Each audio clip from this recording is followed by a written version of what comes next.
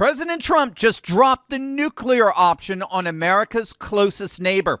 After he got word of Mark Carney's backroom deal with China, after Carney took some swipes at Trump at the World Economic Forum, Trump just made an announcement that means nothing short of total economic annihilation for the 51st state. And what Carney did in response is making him the latest laughingstock on the international stage. Wait until you see this. Hey gang, it's me, Dr. Steve, your patron professor, celebrating yet another day in Trump's golden age that you made possible back in November of 2024. So if you want a front row seat on how you continue to change the world in ways you never even imagined, you know what to do. Make sure to smack that bell and subscribe button. Just days ago, Canadian Prime Minister Mark Carney flew to Beijing and sat down with Chinese President Xi Jinping. Within hours, Canada announced a landmark trade deal with China. The deal involves slashing Canadian tariffs on Chinese electric vehicles from 100% down to just 6%, a 94% reduction. In exchange, China agreed to reduce tariffs on Canadian canola oil from 85% down to 15%. So Canada gets to sell more vegetable oil, while China gets a back door into the North American auto market. And here's the kicker. Under this deal, 49,000 Chinese electric vehicles will flood into Canada this year alone, with that number rising to 70,000 within 5 years. Half of those have to be affordable EVs under 35,000 Canadian dollars, which means flooding North America with Chinese government subsidized vehicles designed to undercut American manufacturers. Treasury Secretary Scott Bessent laid out the problem perfectly yesterday on ABC's This Week. Some industry-specific tariffs on Chinese goods, and we have a highly integrated market with Canada, sometimes in autos, which he dropped the EV tariff, I believe, from 100% to 6%. The goods can cross the border during the manufacturing process 6 times, and we can't let Canada become an opening that the Chinese pour their cheap goods into the U.S. We have a USMCA agreement, but based on that, which is going to be renegotiated this summer, and I'm not sure what Prime Minister Carney is doing here, other than trying to virtue signal to his globalist friends at Davos. I don't think he's doing the best job for the Canadian people. Now, remember, it was just literally months ago when Canada joined the United States in imposing those 100% steel tariffs on China because Beijing was dumping cheap products and deliberately trying to undercut North American manufacturing. So Bessent called Carney's reversal an about face and said he's not sure what Prime Minister Carney is doing here other than just trying to virtue signal for his globalist friends over at Davos. But it gets worse.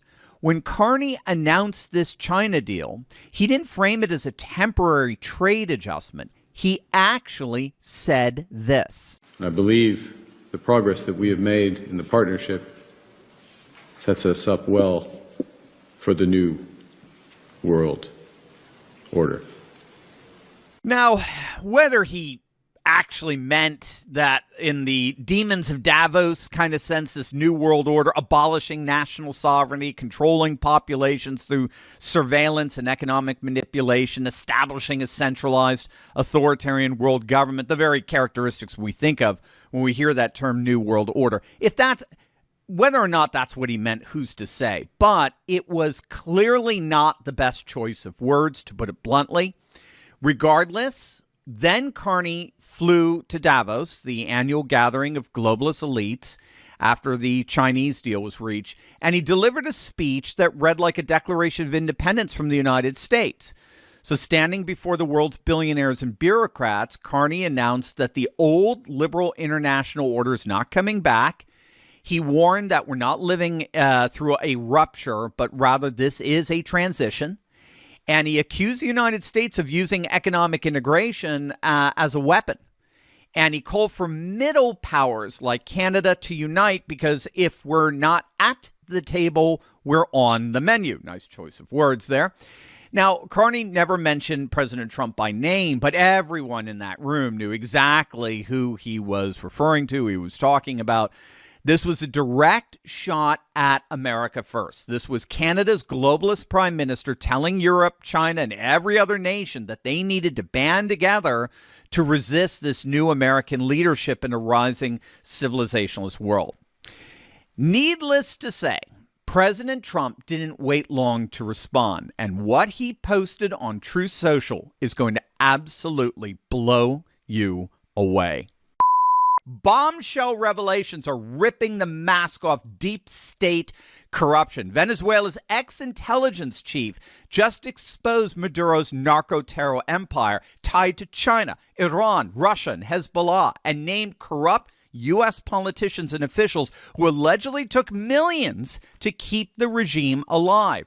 Those same dishonest forces are also sabotaging our financial system right here at home, draining your retirement savings to fund their globalist agenda. President Trump is leading the fight back, building a strategic Bitcoin reserve and opening retirement accounts to crypto. Follow his lead, move your wealth into crypto assets like Block Trust IRA. Their Animus AI platform has outperformed Bitcoin by 250% since 2020, providing essential wealth defense against the deep state's thieving tentacles. Go to turleytalkscrypto.com right now and get a free $2,500 funding bonus when you open your account. That's turleytalkscrypto.com to secure your family's future today. On January 24th, President Trump issued a stark warning on Truth Social. Quote, if Governor Carney, yes, governor, not prime minister, if Governor Carney thinks he's going to make Canada a drop-off port for China to send goods and products into the United States, he is sorely mistaken. China will eat Canada alive, completely devour it, including the destruction of their businesses, social fabric, and general way of life. If Canada makes a deal with China, it will immediately be hit with a 100% tariff against all Canadian goods and products coming into the USA. But Trump didn't stop there.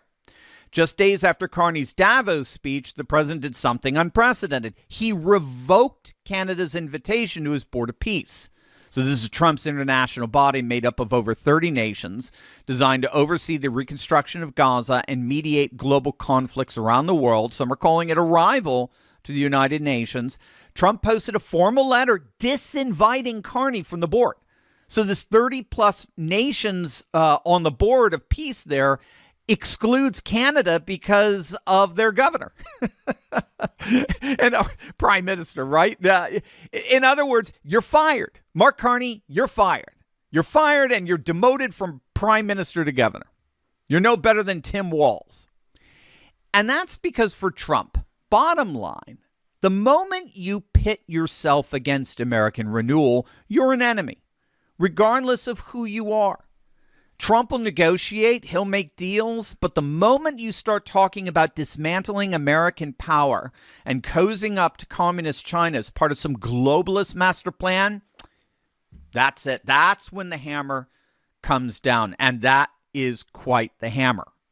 Canada and the United States share the largest trade relationship in the world. $3.3 billion in goods and services cross that border every single day. 75% of Canada's exports come to the United States as compared to only about 3% of ours.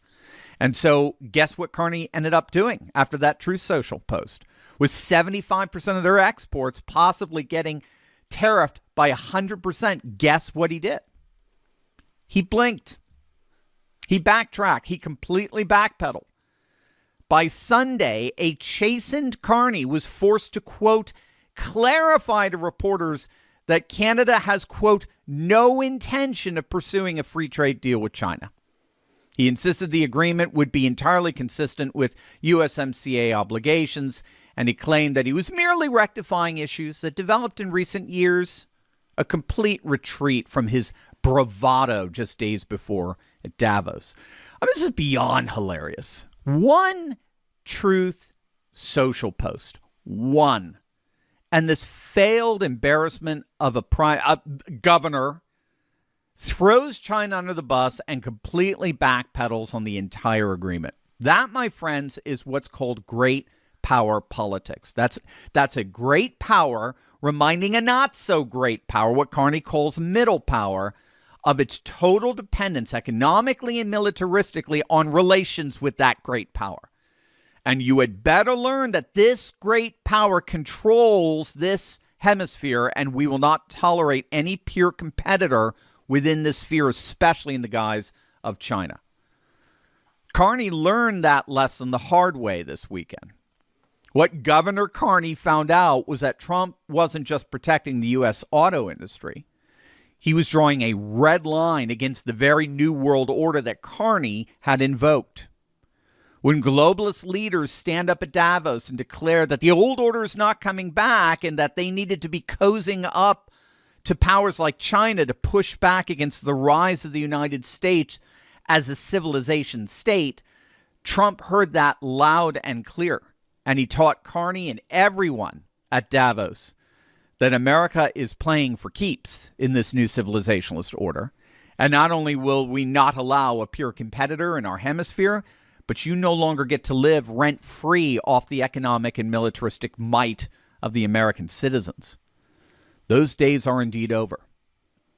A new American civilizationalism is rising.